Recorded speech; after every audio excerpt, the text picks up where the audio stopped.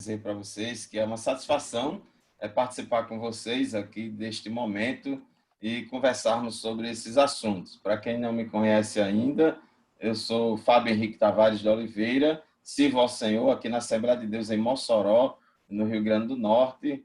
Participamos da diretoria da igreja, como primeiro secretário da igreja, e temos uma atuação no departamento de ensino, como diretor do departamento de ensino da igreja, e diretor do Centro de Estudos Teológicos da Assembleia de Deus em Mossoró, que é a escola teológica da nossa igreja, onde oferecemos os cursos básico, médio e avançado em teologia. E trabalhamos aí nessa área de escola dominical, curso teológico, apresentamos programa na TV, no rádio, na área de escola dominical já há alguns anos, e temos 4 livros publicados pela editora Reflexão.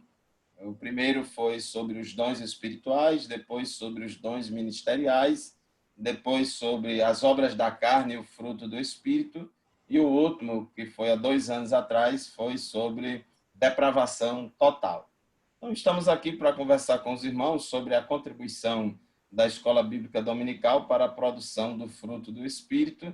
Vamos fazer uma breve introdução, um pouco mais rápido, para demorar um pouco mais tempo nessa parte das virtudes do fruto do Espírito. Deixa eu ver aqui a questão de passar os slides. Como é que passa aqui? Bom, irmãos, vamos usar aqui como texto básico Mateus capítulo 13, onde fala da parábola do semeador, e queremos só chamar a atenção que uma das sementes que não produziu fruto é aquela que caiu à beira do caminho, aquela que aconteceu da pessoa ouvir a palavra e não a entendendo, vem o maligno e arrebata o que foi semeado no coração. Este é o que foi semeado ao pé do caminho. Então, queremos chamar a atenção aqui sobre essa questão essa expressão, e não a entendendo. Então, é importante que a gente fale de modo que as pessoas entendam. Outra caiu em boa terra e deu fruto, uma a 100, outra a 60, tal. Mas o que foi semeado em boa terra é o que ouve e compreende a palavra e dá fruto. Então, nós entendemos que para a produção do fruto do Espírito, que é uma condição sine qua non para todos os crentes, todos nós, obrigatoriamente, temos que produzir o fruto do Espírito, é muito importante que a gente entenda, compreenda a palavra de Deus para que a gente produza fruto. Gálatas capítulo 5, versículos 22 e 23, diz que o fruto do Espírito todo mundo já sabe, né, que essa palavra aqui está no plural, no singular, no grego, então é um só fruto, ele é um fruto multifacetado. Então, é amor, alegria, paz, paciência, amabilidade, bondade, fidelidade, mansidão e domínio próprio. Então, para que a gente produza esse fruto do Espírito, é muito necessário, é muito importante as ações de ensino, de discipulado. Porque, irmãos, é muito comum a gente ouvir no nosso meio se falar qual é a obra principal da igreja, qual é a obra mais importante da igreja, a grande comissão da igreja. Então, normalmente os irmãos se lembram só de Marcos 16 e 15, né? Ir por todo mundo e pregar o evangelho a toda criatura. Mas a mesma Bíblia, o mesmo Jesus que disse isso, disse também, portanto, ide e ensinai todas as nações, batizando-as em nome do Pai, do Filho e do Espírito Santo, ensinando-as a guardar todas as coisas que eu vos tenho mandado. Então, por meio do cumprimento de Marcos 16 e 15, nós promovemos o crescimento quantitativo da igreja, e por meio do cumprimento de Mateus 28, 19 a 20, promovemos o crescimento qualitativo. Então, é um grande desafio hoje em dia para a nossa igreja de trabalhar nesses 2 pilares de forma equilibrada, crescimento quantitativo e qualitativo. Então, simultaneamente, a igreja deve crescer em quantidade e em qualidade, de forma equilibrada, saudável. Não pode um crescimento ser em detrimento de outro. às vezes, por sermos muito pragmáticos, a gente acaba só se preocupando com a evangelização. Depois que a gente ganha a alma para Jesus, a gente abandona ela, a gente manda ela ganhar outras, né? Às vezes a gente faz muitos esforços, faz muita coisa para ganhar a alma para Jesus, a pessoa chega na igreja como novo convertido, aí a gente já esquece ela e já manda ela ganhar outras pessoas para Jesus. Mas o trabalho de ensino ele é muito importante. Aqui em Efésios, capítulo 4, onde fala de dons ministeriais de liderança, nós temos aqui a importância dos mestres. E nesse Efésios 4:11, fala de apóstolos, profetas, evangelistas, mas também fala de pastores e mestres. Inclusive, o único versículo do Novo Testamento que fala do título de pastor é esse, Efésios 4:11. Claro que fala da função pastoral em muitos outros versículos, mas o título, né, de pastor é esse. Mas fala também de mestre. Inclusive, lá em 1 Coríntios 12:28, Deus estabeleceu primeiramente na igreja apóstolos, em segundo lugar profetas, depois mestres. Então, os mestres, eles ocupam uma posição de liderança muito importante para o desenvolvimento do corpo de Cristo. Então, o objetivo do trabalho desses obreiros, inclusive dos mestres, é de preparar os santos para a obra do ministério, para o crescimento da igreja, o crescimento qualitativo, até que todos alcancemos a unidade da fé e do conhecimento do Filho de Deus e cheguemos à maturidade, atingindo a medida da plenitude de Cristo. Então, a Bíblia quer que a gente cresça em tudo, crescer na graça e no conhecimento, e todo esse crescimento não existe crescimento qualitativo sem ensino, sem ensinamento. Então, ensino é uma obra fundamental da igreja. Não é assim, não, isso aí é coisa daqueles irmãos que gostam de estudar, é coisa, ensina aquele negócio de alguns irmãos que gostam disso. E tal. Não, ele é fundamental, é a essência do trabalho da igreja, é a evangelização e o discipulado. Então, o ensino ele exerce um papel muito importante para o crescimento da igreja. Já vimos aí na parábola do semeador que o fruto só será produzido se houver entendimento e compreensão da palavra de Deus. Então, foi porque a pessoa não entendeu é que não produziu. Quando a pessoa compreende a palavra, então esse dá fruto. Evidentemente, irmãos, que essa compreensão e esse entendimento da palavra não é só no nível cognitivo, não é só apreender o conhecimento pela razão, mas é no nível cognitivo também, entendendo pela razão, mas descendo ao coração e praticando a palavra na nossa vida. Agora, a prática, ela vamos dizer assim, vem depois de você receber a palavra. Então, é muito importante que a gente conheça.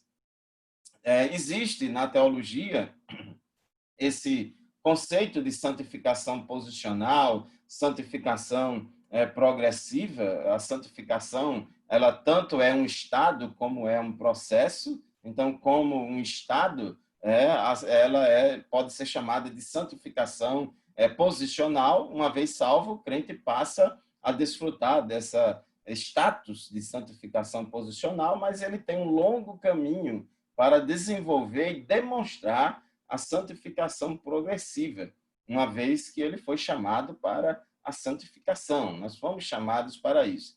Agora, essa santificação progressiva, ela é uma obra do Espírito Santo na vida do crente, mas ela só se tornará eficaz se o crente deixar o Espírito Santo trabalhar em sua vida. Na santificação posicional, ela é uma das consequências imediatas da conversão. Alguém, quando se converte, imediatamente, ato contínuo, ela é justificada, ela é regenerada, é adotada na família de Deus e declarada santa. É a santificação posicional. Porém, irmãos, a santificação progressiva, ela é uma obra cooperativa entre o Espírito Santo e o crente. O Espírito Santo é quem santifica o crente. E sem a ajuda do Espírito Santo, não produziremos o fruto do Espírito. Porque a santificação progressiva é justamente esse processo de produção do fruto do Espírito. Agora, se a gente também não quiser, o Espírito Santo não vai fazer isso à força na nossa vida. Então, essa santificação progressiva tem a parte de Deus e tem a nossa parte. Inclusive, no Novo Testamento, é o aspecto da santificação que é mais abordado nas epístolas do Novo Testamento, é justamente a santificação progressiva, principalmente nos trazendo a responsabilidade, mostrando para nós a responsabilidade, sede santos, porque eu sou santo. Então, seguir a paz com todos, seguir a santificação. Então, está mandando, é um imperativo. Então, isso significa que o Espírito Santo ele trabalha em cooperação conosco. Não podemos atrapalhar a obra do Espírito Santo. Então, irmãos, por isso é que a Bíblia manda o crente se santificar e desenvolver essa santificação progressiva, porque é a nossa parte aí que temos a fazer. Segundo aos Coríntios 3:18, ilustra bem esse processo de santificação progressiva. Todos nós, com o rosto descoberto, refletindo como um espelho a glória do Senhor, somos transformados de glória em glória na mesma imagem que vem do Espírito do Senhor. Então, essa santificação progressiva também é uma espécie de lapidação, né? O joalheiro vai lapidar uma pedra preciosa que está bruta ainda, e aí, à medida que vai lapidando, ela vai dando o seu brilho. Somos ligados a Cristo, Jesus é a videira verdadeira, nós somos os ramos e temos que dar fruto. Temos que dar fruto, e que fruto é esse? É o fruto do Espírito, é a produção do fruto do Espírito, e nenhum ramo pode dar fruto por si mesmo, se não permanecer na videira. Então, precisamos estar ligados em Cristo, precisamos da ajuda do Espírito Santo. Jesus é a videira, nós somos os ramos. Se alguém permanecer em mim e eu nele, esse dá muito fruto. Então, como já falamos, aquela obra cooperativa entre o Espírito Santo e nós. Aqui em Gálatas 5:22, diz, né, mas o fruto do Espírito no singular, não são os frutos do Espírito, ou não são os 9 frutos do Espírito, é um só fruto, mas é um fruto multifacetado. Então, amor, alegria, paz, longanimidade, benignidade, bondade, fidelidade, mansidão e domínio próprio. Né? Tem essa ilustração bem comum da gente usar, a laranja, por exemplo, uma laranja tangerina, pocã, mexerica, com 9 gomos, né? Com 9 gomos, mas é um fruto só. A pergunta que se faz é a seguinte: o fruto é bom porque a árvore é boa, ou a árvore é boa porque o fruto é bom? Quem vem primeiro, a árvore ou o fruto?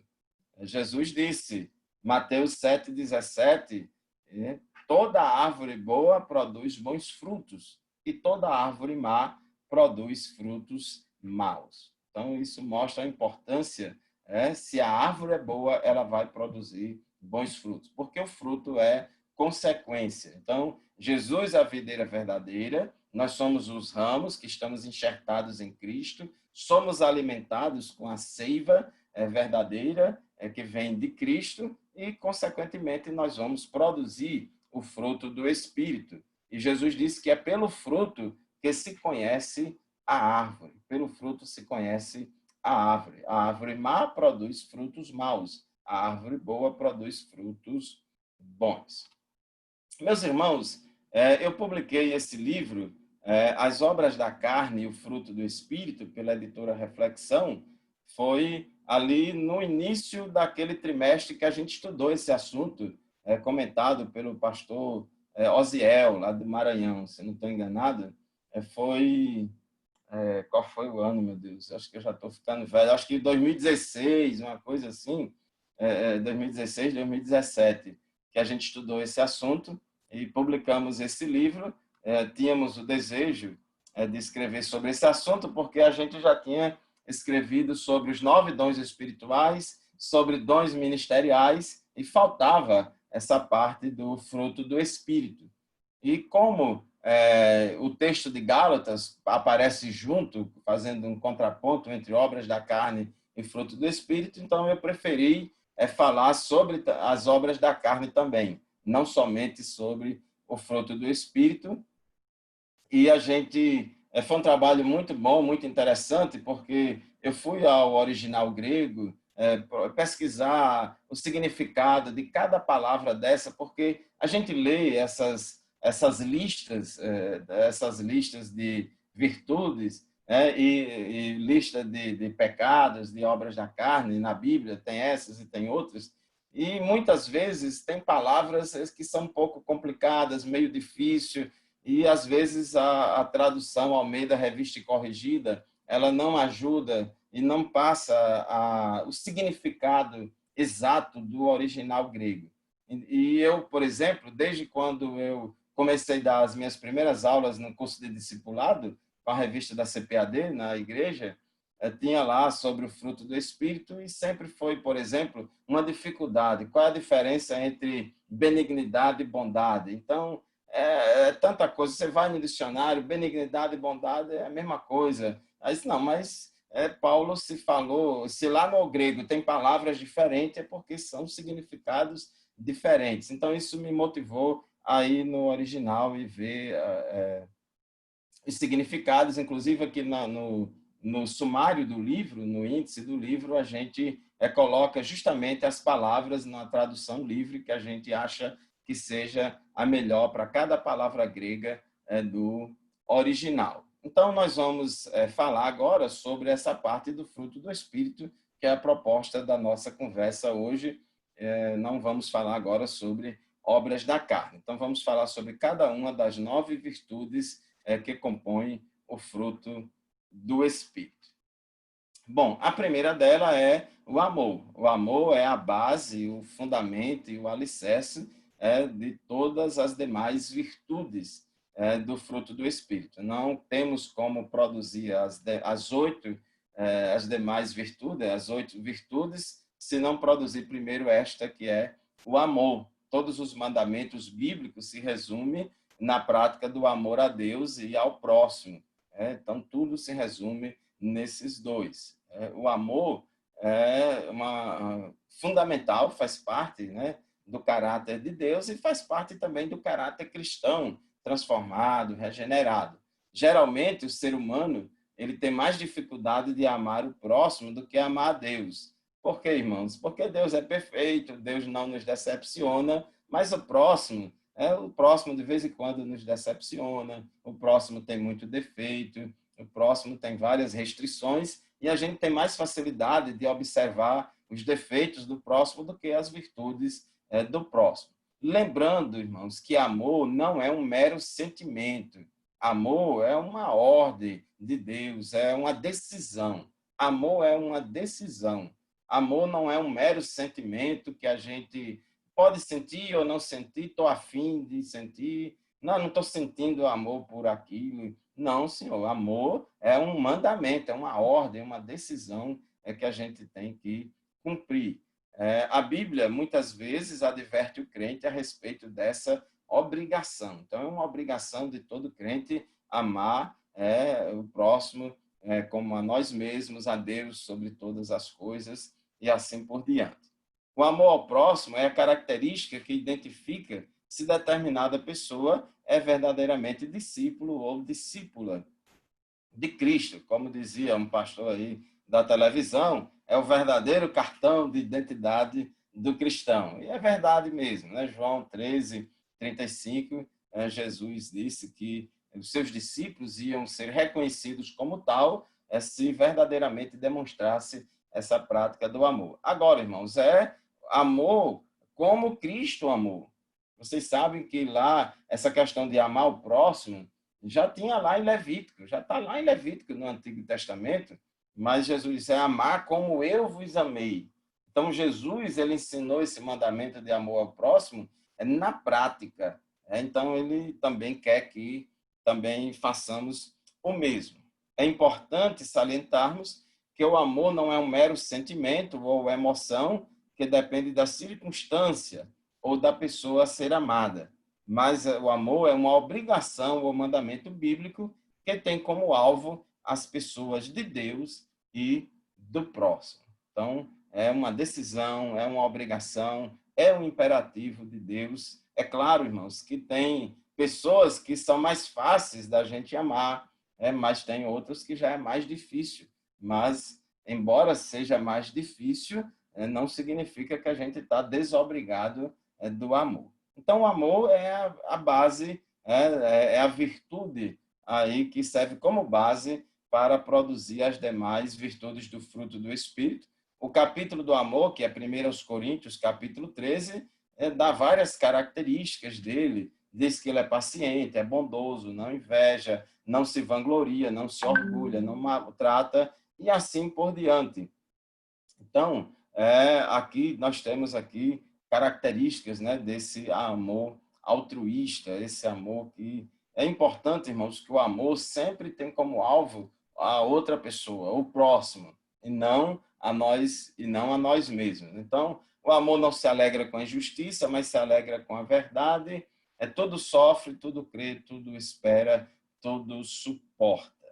João disse: amemo-nos uns aos outros, pois o amor procede de Deus. Aquele que ama é nascido de Deus e conhece a Deus. Quem não ama não conhece a Deus, porque Deus é amor. Então, é um mandamento, é uma obrigação, não é um mero sentimento. E Jesus deu esse mandamento, de amar uns aos outros como eu os amei.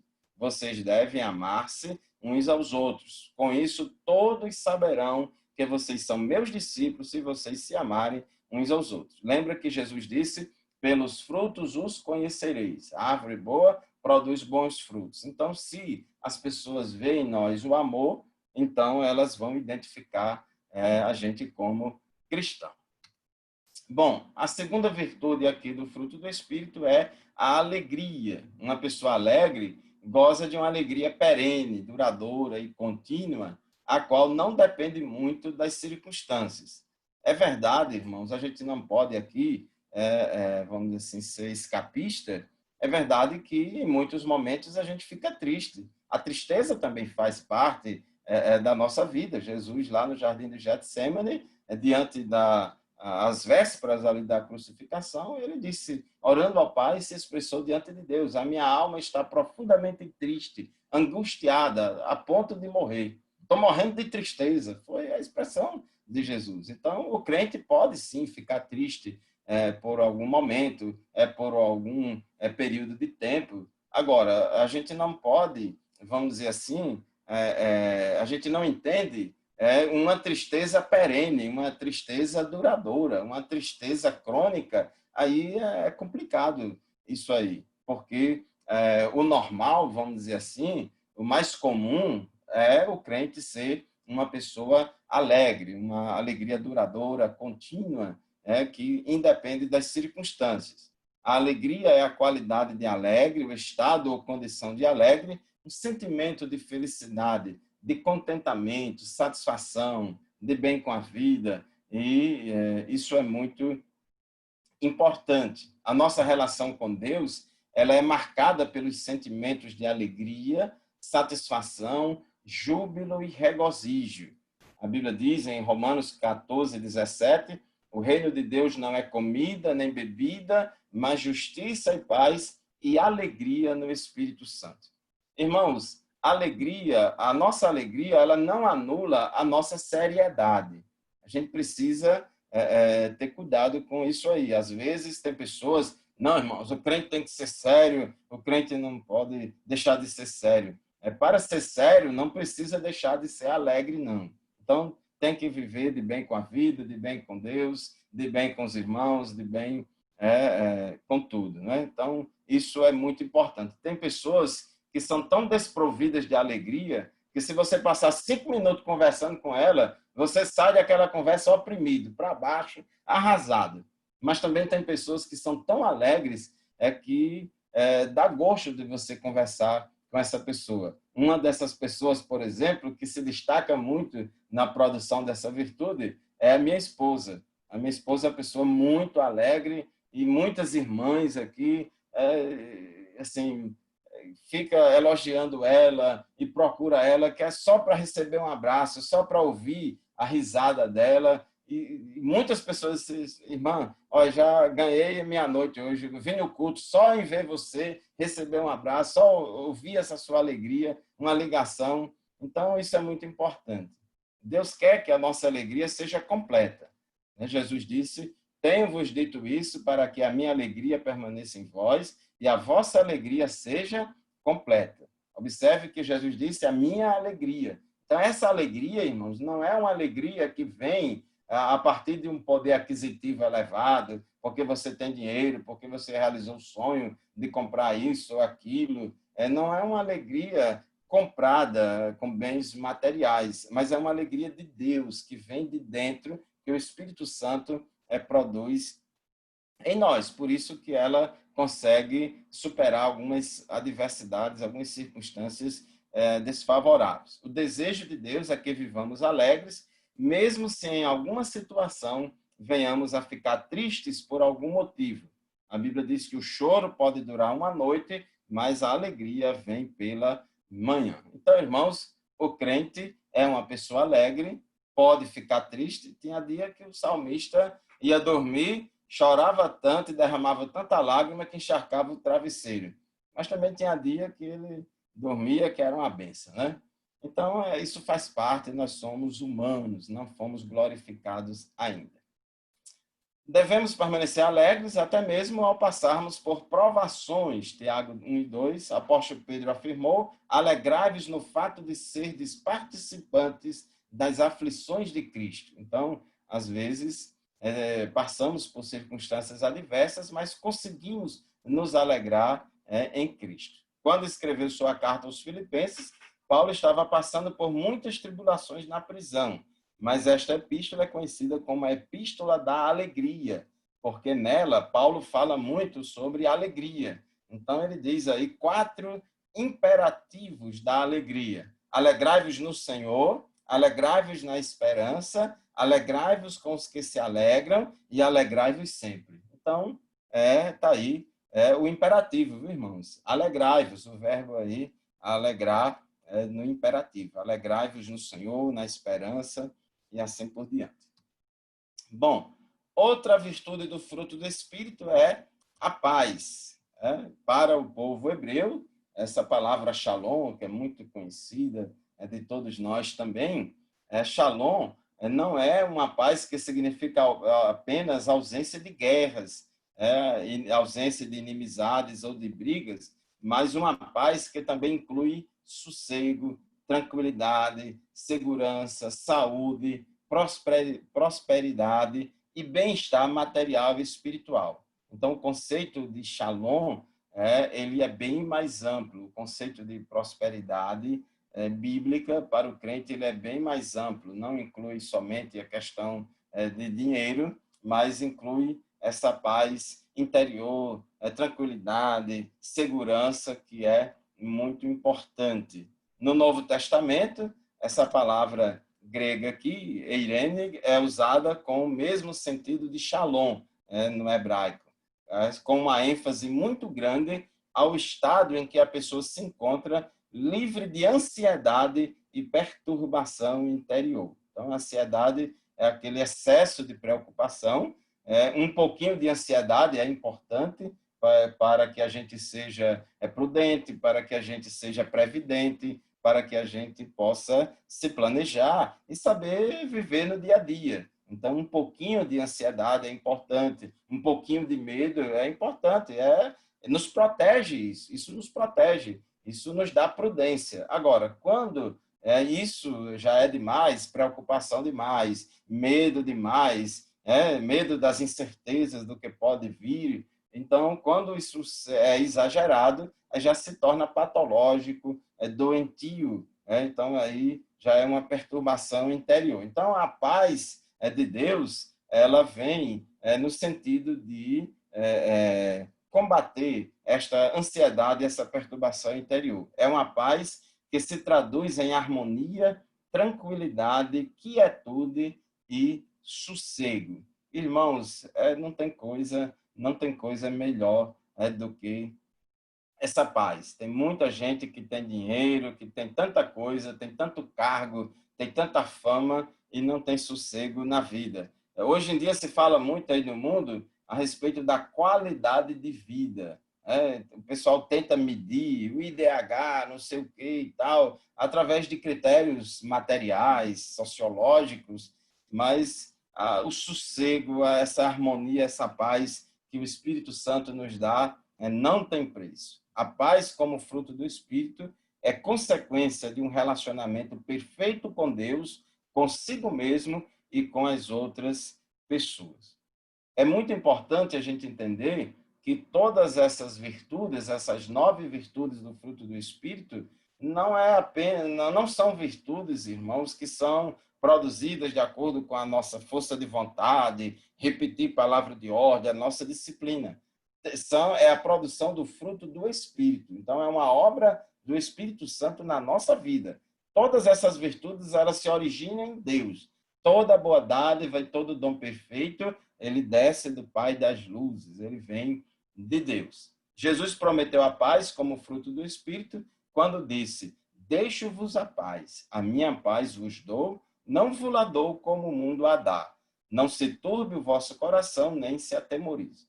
Então, a paz do Senhor, como nós gostamos de saudar os irmãos com a paz do Senhor, é diferente da paz que o mundo dá. O mundo aí dá uma paz, só que é uma paz diferente e não é uma paz como a paz do Senhor. Jesus afirma: para que em mim tenhais paz. Tenhamos paz em quem? Em Cristo. No mundo tereis aflições, mas tende bom ânimo, eu venci o mundo. Observe que no mundo a gente tem aflições, tem falta de paz. Mas Jesus disse: mas eu quero que vocês tenham paz em mim. Então, tudo aqui, irmãos, é na pessoa de Cristo e nada sem Cristo. O cristão deve não apenas desejar a paz, mas também apresentar um comportamento pacífico. Isso aqui é muito importante.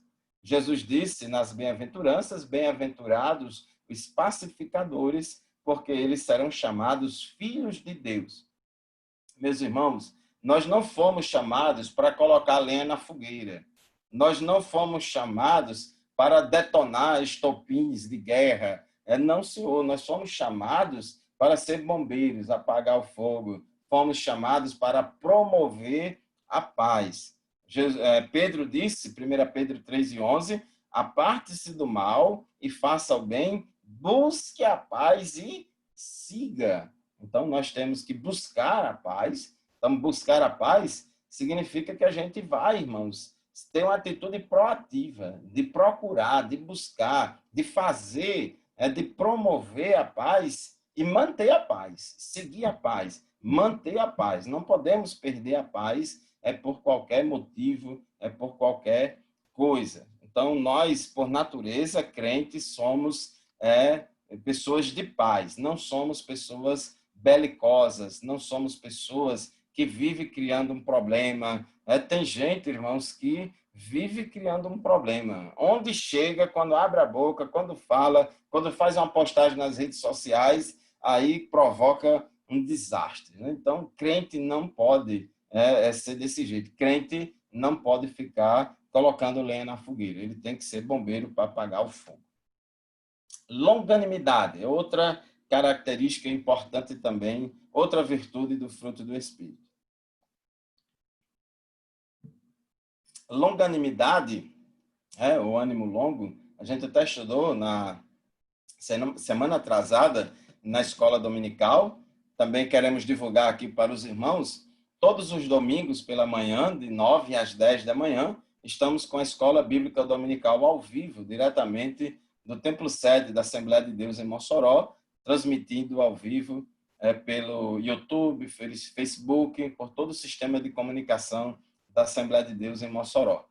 Longanimidade se refere à paciência ou tolerância para retardar a ira ou para subjugar a ira, como também uma perseverança em suportar injustiças de pessoas que nos irritam constantemente. Os irmãos sabem que a cada ação corresponde uma reação em sentido contrário, de mesma magnitude, olho por olho, dente por dente. O nosso instinto, a nossa tendência natural é essa. Quando alguém faz algo conosco, quando comete uma injustiça contra a gente, quando somos atingidos por alguém, o primeiro sentimento que vem na nossa carne, a nossa natureza carnal, é aquele sentimento de vingança, de combater, de destruir o inimigo, de punir o inimigo, de clamar por justiça. Eu quero justiça. Às vezes tem pessoas, irmãos, que têm uma linda amizade durante 20, 30 anos.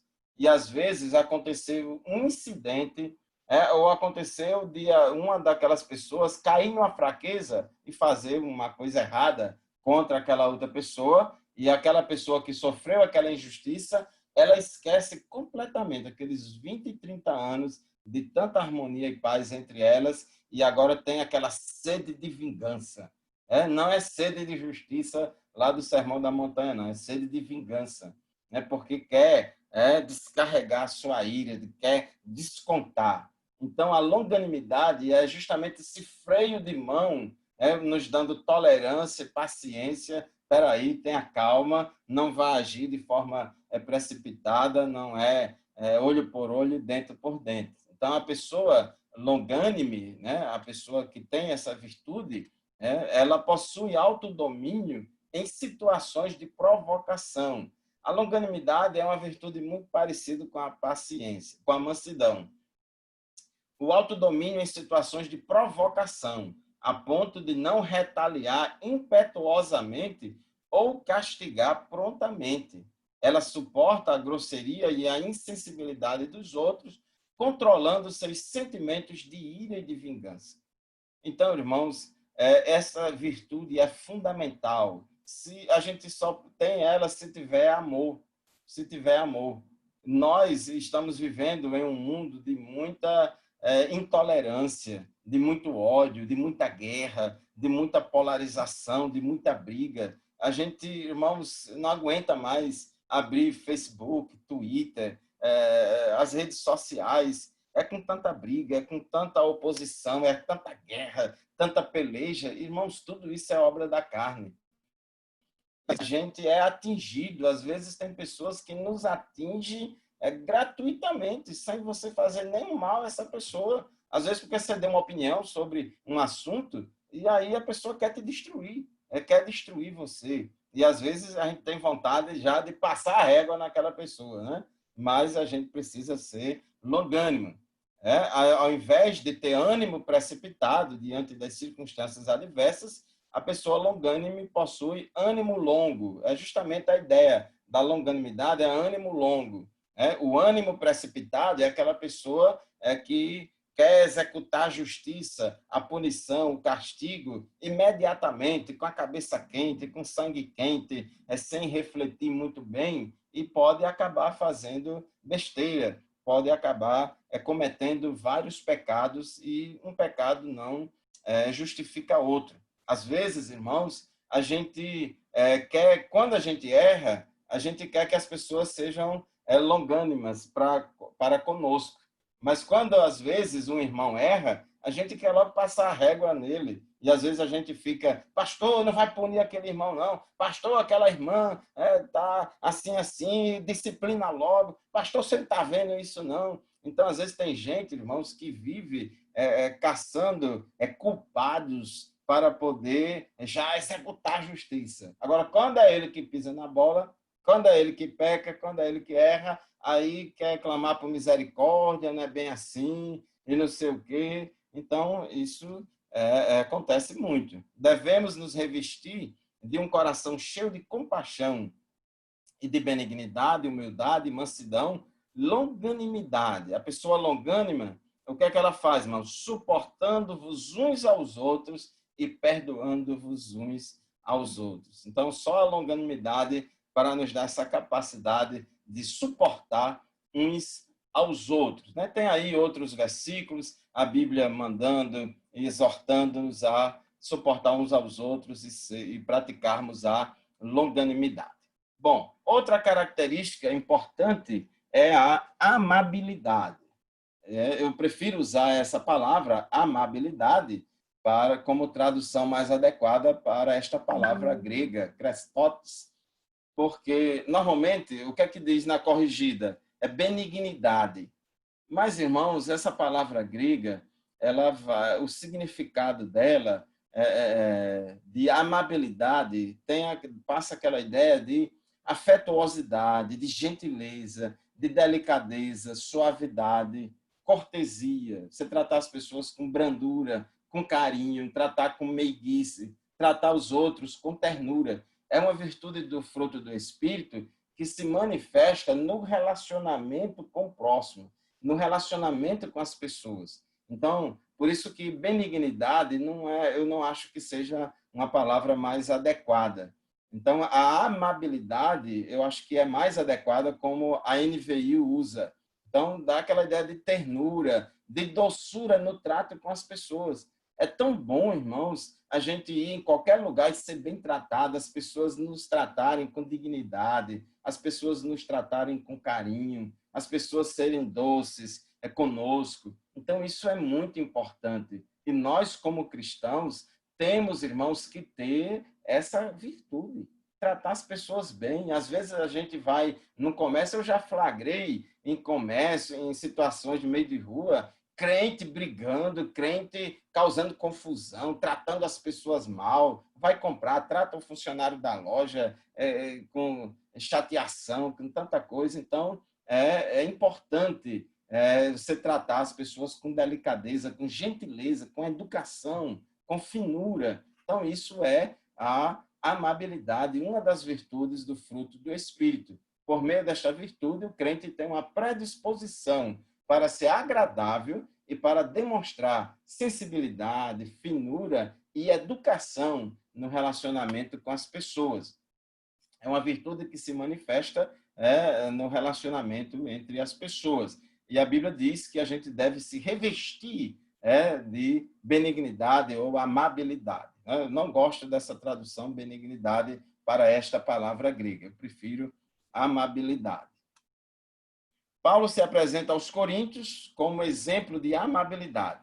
Então, ele diz em 2 Coríntios 6, versículos 4 e 6, antes, como ministros de Deus, tornando-nos recomendáveis em tudo, na muita paciência, na longanimidade e na benignidade, né? Que é a corrigida usa benignidade para traduzir a palavra grega krestotos. Então, irmãos, é fundamental essa virtude na nossa vida, a amabilidade. Outra virtude é a bondade. A bondade é isso mesmo que a palavra em português claramente revela. Fala da beneficência, da benevolência, da generosidade em servir e ajudar os outros. A pessoa bondosa manifesta boa vontade para com os outros e possui o hábito de fazer o bem. Então, aqui refere-se à prática de fazer o bem às outras pessoas, denota filantropia e serviço em favor do próximo. Também significa um espírito de generosidade colocado em prática, concernente ao serviço altruísta e abnegado em favor dos outros. Então, é uma virtude que se demonstra na prática.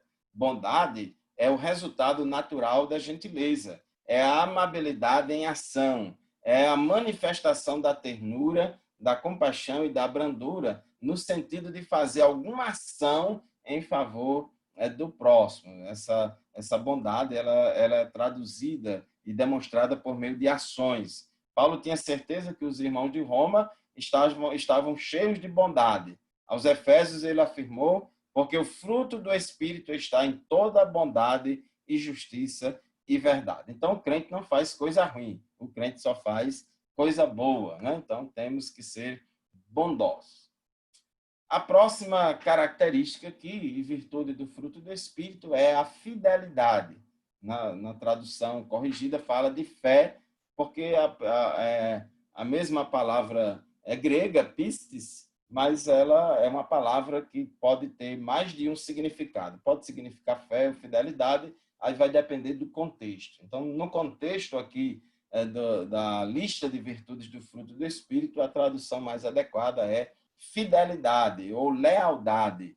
Né? A fidelidade ou lealdade é a qualidade de quem é fiel, de quem é leal. Esse adjetivo grego que é utilizado aqui se refere a alguém que é verdadeiro, fiel, digno de confiança e que se mantém firme na fé com a qual se comprometeu. Continua na linha, continua firme na fé, olhando para Jesus, mesmo que os outros a tenham abandonado. Pode ser que alguns já tenham pulado do barco, mas ele continua firme, leal, fiel. Então, é fidelidade.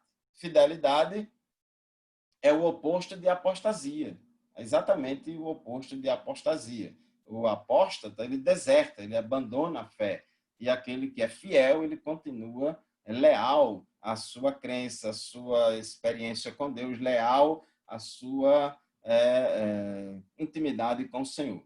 Assim como fiel é o antônimo de apóstata.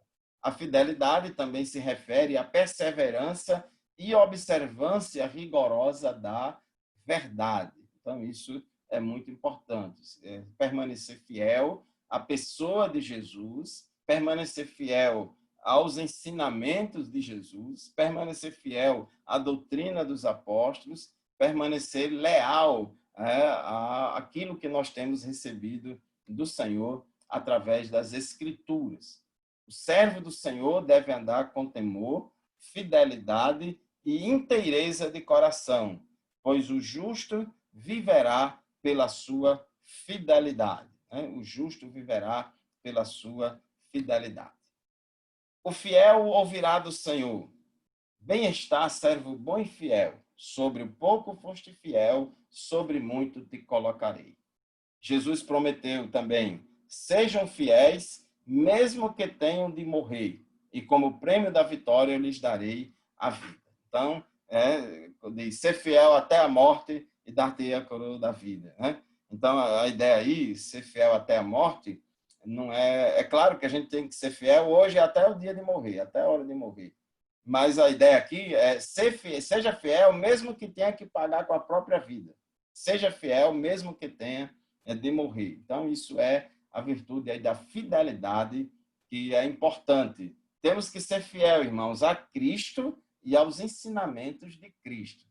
Tem muita gente aí que tem uma história de que Jesus é o centro, Jesus é a chave hermenêutica, Jesus é tudo, e acha que só é palavra de Deus o que está escrito em vermelho lá nos evangélicos. Eu tenho muita desconfiança de alguns teólogos aí modernos, metidos a progressista. Jesus é a chave hermenêutica. Jesus ensinou uma coisa, os apóstolos ensinaram outra, os homens ensinaram outra. Aí tem gente que acha que só é palavra de Deus o que está escrito em vermelho lá nos evangelhos. Mas todo o Novo Testamento, toda a Bíblia é a palavra de Deus e temos que permanecer fiéis a Cristo e aos ensinamentos de Cristo. A mansidão é outra virtude.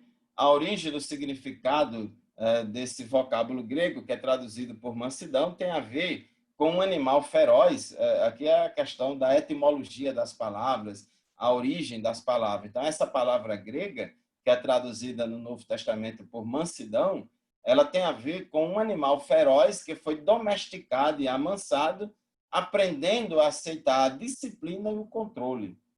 Então, esse animal feroz, ele tem toda uma força, mas ele foi amansado, foi domesticado, ele aceita a disciplina e aceita o controle, ele bota freio nele mesmo. Transmite a ideia de submissão dócil, É poder sob controle, E aqui, irmãos, a gente sabe que não é todo mundo que pode ter muito poder, não, viu?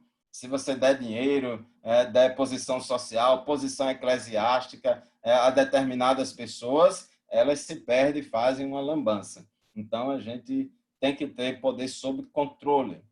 A pessoa mansa é uma pessoa plácida, uma pessoa calma, uma pessoa serena, tranquila e dócil. Não tem nada a ver com muitos comportamentos belicosos, agressivos e nada pacíficos que a gente vê hoje em dia, irmãos, nas redes sociais. Dá vergonha, é muito decepcionante a gente vê hoje em dia o que tem de crente brigando nas redes sociais por política, uns defendendo a direita, outros defendendo a esquerda, e se falar qualquer coisa, se discordar de qualquer coisa é porque é do mal, e não sei o que, acha esse dualismo maniqueísta que vê no outro que discorda dele o supremo mal e acha que ele é o supremo bem, isso está destruindo a sociedade. Nós, como crentes, irmãos, não temos nós não podemos estar, a gente tem que ser pacífico, a gente não pode estar tomando partido, isso não é evangelho, direita, esquerda, nós somos de cima, nós somos do alto, nós não somos de direita nem de esquerda, somos do alto, somos de Deus,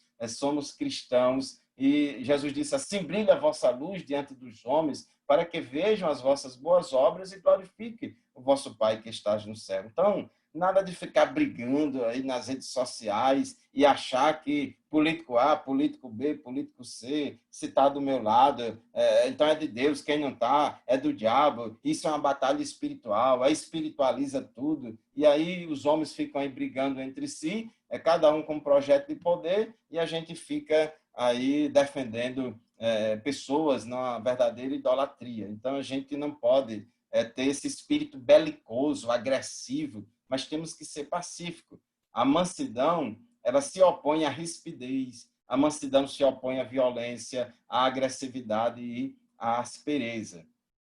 Na mansidão, combina-se equilibradamente firmeza e suavidade, força e delicadeza, impetuosidade e brandura, fortaleza e humildade, resolução e gentileza, valentia e moderação. Então, é aquilo que, se a gente fizer, é o que está dito lá em Eclesiastes, tem hora e momento para tudo, irmãos. Então, a gente precisa ter cuidado. É claro que o fato de sermos mansos, nós também não podemos ser covardes. A gente tem que saber qual é a hora de falar, qual é a hora de ficar calado, o que falar, o que não falar, em que é que a gente deve se meter e no que a gente não deve se meter. Então, a gente precisa ter cuidado. Então, a mansidão também não é covardia, ela vai combinar de forma equilibrada a firmeza com a suavidade, a força com a delicadeza. Jesus era manso e demonstrou autocontrole sobre o seu poder.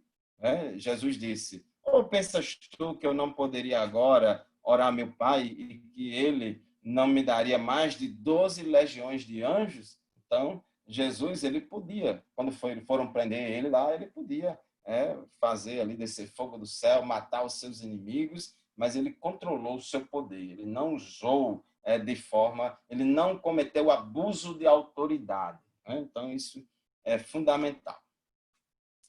Paulo disse a Timóteo que ele deveria seguir a mansidão e também corrigir com mansidão os que se lhe opõem. Porque, irmãos, na igreja também temos pessoas que se opõem a nós, muitos pastores e muitos líderes dos diversos departamentos, até mesmo em nossas classes de escola dominical. Às vezes, irmãos, tem aluno lá, eu já tive várias experiências dessa, que tem alguns alunos que só a misericórdia de Deus. Então, a gente tem que ter cuidado.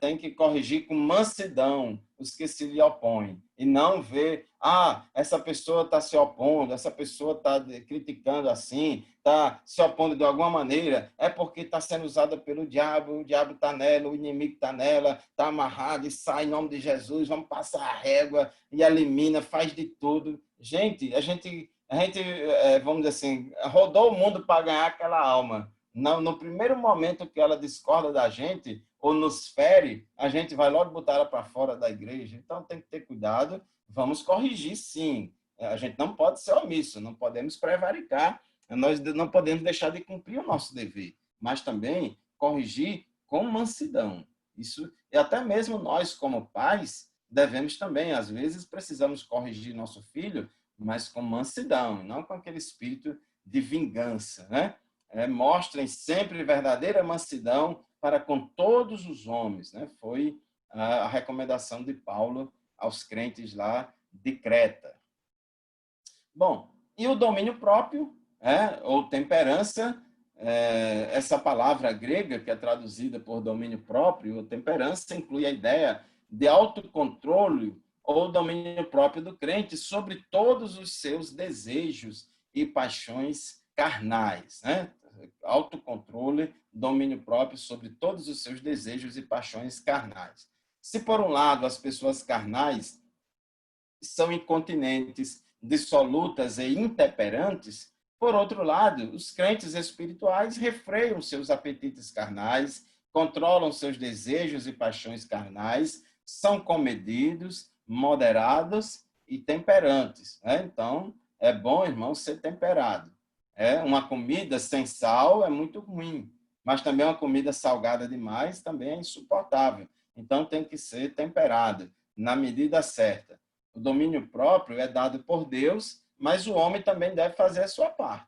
Em 1 Coríntios 9, 25, Paulo usa esse verbo aqui para se referir à atitude proativa do atleta, que de tudo se abstém, em tudo se domina. Observe, a atitude proativa do atleta é que ele em tudo se domina, de tudo se abstém, né? Ou que exerce domínio próprio em todas as coisas, com a finalidade de alcançar uma coroa corruptível. Então, tem domínio próprio, irmãos, é uma coisa... Aliás, não somente essa virtude, mas as 9 virtudes do fruto do Espírito, elas são virtudes produzidas.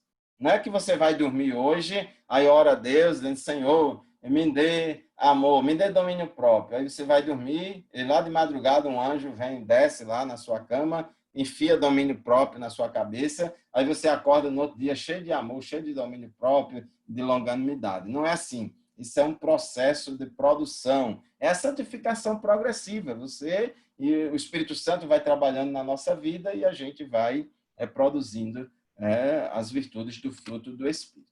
O domínio próprio é uma marca tão distintiva do cristão que o apóstolo Paulo afirmou: e os que são de Cristo crucificaram a carne com as suas paixões e concupiscência. Então, isso é temperança, é dominar, né, as nossas paixões. Que possamos cada vez mais valorizar, buscar e cultivar na nossa vida cristã a virtude do domínio próprio, pois como uma cidade destruída e sem muros, assim é um homem que não pode conter-se. Então, quem não é temperante faz muita besteira, causa muitos estragos, e alguns até se arrependem da besteira que fez, mas infelizmente outros nem se arrependem. Por outro lado, quem tem domínio próprio é melhor que aquele que conquista uma cidade. Muitos filósofos da antiga Grécia achavam e tinha o domínio próprio e a temperança como uma das maiores virtudes do ser humano. Então, isso é muito importante, irmãos. Eu lembro aqui de um livro antigo, do reverendo Elber, não sei se alguém conhece esse livro e lembra, mas ele dizia assim, antes de amarrar Satanás, amarre a você mesmo. Que às vezes a gente acha que tudo é o diabo, a gente quer amarrar todo mundo, quer amarrar o diabo e não amarra a nossa carne, né? Então, temos que amarrar primeiro a nós mesmos. Então, irmãos, concluindo, tem a recomendação de Pedro aqui, o último versículo da segunda epístola de Pedro: cresçam, porém, na graça e no conhecimento de nosso Senhor e Salvador Jesus Cristo, e crescer é produzir o fruto do Espírito. E todos nós que com a face descoberta contemplamos a glória do Senhor, segundo a sua imagem, estamos sendo transformados com glória cada vez maior, a qual vem do Senhor, que é o Espírito. Então, esse processo de santificação progressiva, no qual produzimos o fruto do Espírito, ele faz com que a gente é como um joalheiro que vai lapidando uma pedra preciosa, bruta, que tirou lá da natureza, mas ele vai dando polimento, vai tirando as impurezas, vai dando polimento para que a beleza, né, daquela joia seja demonstrada e evidenciada por todos. Ok, meus irmãos, era isso que a gente tinha para falar.